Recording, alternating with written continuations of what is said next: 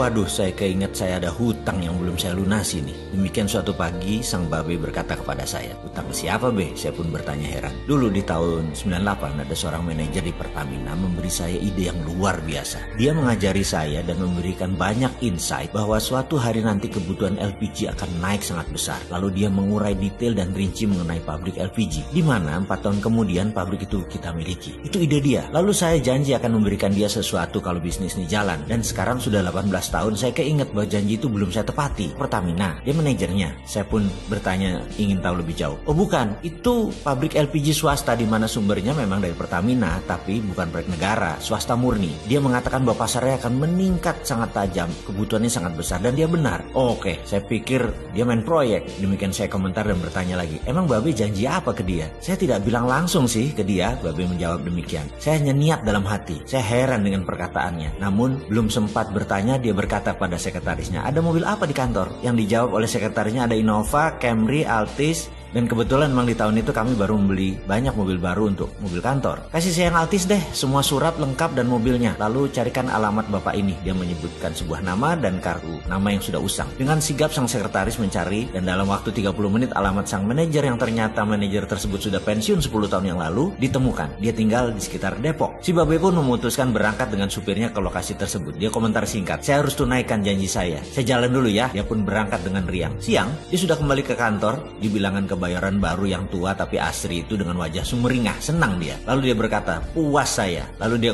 komentar lagi, "Sayang beliau tidak ada di rumah, jadi saya berikan ke istrinya." Sore, seperti biasa kami berkumpul di taman belakang. Dia ingin ngopi ditemani saya. Kesempatan ini pun saya manfaatkan untuk saya bertanya padanya, "Be, maaf nih ya, itu hadiah nggak kegedean?" Begini, katanya berfilosofi, "Nggak ada kenikmatan dari kehidupan ini selain memberi. Memberi itu nikmat sekali. Kalau dibilang kegedean, saya nggak tahu. Yang penting saya ikhlas." Bener deh, lebih nikmat memberi daripada menerima. Selagi kami berbincang, sekretaris datang memotong pembicaraan kami dan mengatakan sang manajer tadi ternyata datang. Si Babe dengan wajah senang berkata, "Bawa sini deh ke belakang ngopi santai." Sang manajer akhirnya datang ke taman di belakang, namun wajahnya agak sedikit tegang. Wajah ceria Babe jadi agak menurun cerianya dan berkata, "Apa kabar? Sudah 18 tahun nggak ketemu. Bagaimana kabarnya?" Lalu keduanya saling berjabat tangan. Tanpa jeda lama, sang manajer berkata, "Maaf nih Pak, saya nggak bisa terima pemberian Bapak ini. Ini bukan hak saya. Ini surat-surat dan kuncinya dan mobilnya saya kembalikan Pak." Sang Babe dengan muka menegang berkata, "Loh nggak bisa Pak, ini hak Anda, terima saja. Saya sudah janji kalau proyek ini berjalan saya akan kasih hadiah buat Bapak." "Loh Pak, Bapak tidak pernah berjanji apapun dengan saya. Proyek yang mana maksud Bapak?" Si Babe berkata, "LPG di Sumatera." "Lah saya kan nggak ikut-ikutan, kita cuma ngobrol biasa. Saya nggak bisa terima nih hadiah Bapak. Bener saya nggak bisa terima. Nanti saya dibilang korupsi Pak." Demikian sang manajer berusaha berargumen. "Bapak kan nggak jabat," kata Babe melanjutkan perkataannya. "Ini pertemanan. Karena Anda telah memberikan saya pelajaran dan peluang bisnis yang luar biasa bagus. Terima aja nih mobil." Sang manajer pun berkata, "Nggak bisa Pak, itu bukan hak saya." Babe lalu ngotot, "Ini janji saya sejak dulu. Bener, saya janji. Makanya saya ingin menunaikan janji saya. Saya gelisah kalau belum menunaikan janji saya. Maaf, saya baru teringat tadi pagi." Sang manajer pun berkata, "Pak,